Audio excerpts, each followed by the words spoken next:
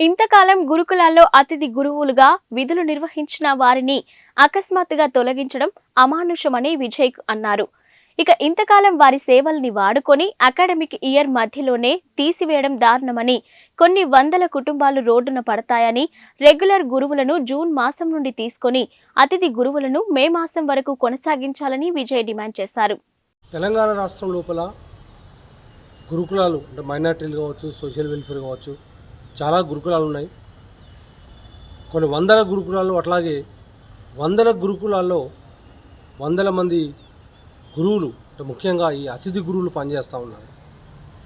వాళ్ళు మిగతా విద్యా సంస్థలు పనిచేసే వాళ్ళు అక్కడ మానేసి వచ్చి ఈ గురుకులాల్లో అతిథి గురువులుగా పనిచేస్తూ ఉన్నారు. వాళ్ళకి చాలా అన్యాయం జరుగుతూ ఉంది. ఒకసారి కాంగ్రెస్ ప్రభుత్వం ఈ విషయమై ఆలోచించాలా. ఇంకా సమయం ఉన్నప్పటికీ, అంటే అకాడమిక్ ఇయర్ అయిపోనికి ఇంకా 2 నెలల సమయం ఉన్నప్పటికీ ఫిబ్రవరి 14 తారీఖున అతిథి గురువులను తొలగించాలని చెప్పేసి తొలగిస్తున్నామని చెప్పేసి అక్కడ గురుకులాలని హెడ్ మాస్టర్స్, ప్రధానోపచారులు వాళ్ళు చెప్పడం చాలా బాధాకరం.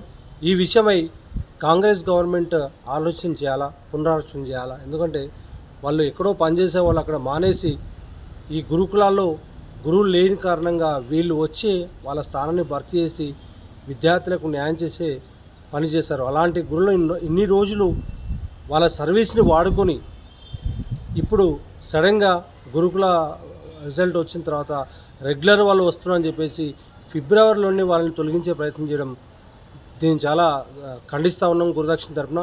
వెంటనే కాంగ్రెస్ ప్రభుత్వం పునరాలోచించి ఈ అతిథి గురువులు ఎవరైతున్నారో వాళ్ళని విధుల్లో మార్చి ఏప్రిల్ వరకు తీసుకొని ఉంచాలని చెప్పేసి నేను గురుదక్షిణ తరఫున డిమాండ్ చేస్తాను. ముఖ్యంగా ఈ కాంగ్రెస్ ప్రభుత్వం ఏదైతుందో వాళ్ళు ఆలోచించాలా. ఆ గురువుల పరిస్థితి ఏంది, వాళ్ళు ఏమవుతారు, ప్రకారంగా 2-3 నెలల ముందే తీసివేస్తే వాళ్ళ కుటుంబాలు ఎలా గడవాలి, ఈ విషయం ఆలోచించి మీరు కావాలని కూడా రెగ్యులర్ వాళ్ళకి నెక్స్ట్ అకాడమిక్ ఇయర్ మొదటి నుంచి తీసుకోవచ్చు. కానీ ఈ అకాడమిక్ ఇయర్ పూర్తి కాకముందే ఈ గురువులను తీసేయడం చాలా బాధాకరం.